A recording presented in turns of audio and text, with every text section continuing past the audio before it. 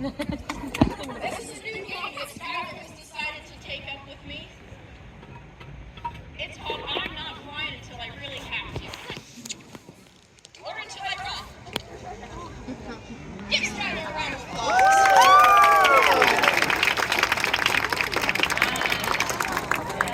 Now, while he is out here flying around, you can pay pretty close attention to the way that he uses the landscape to his advantage. Oh my gosh. Good boy.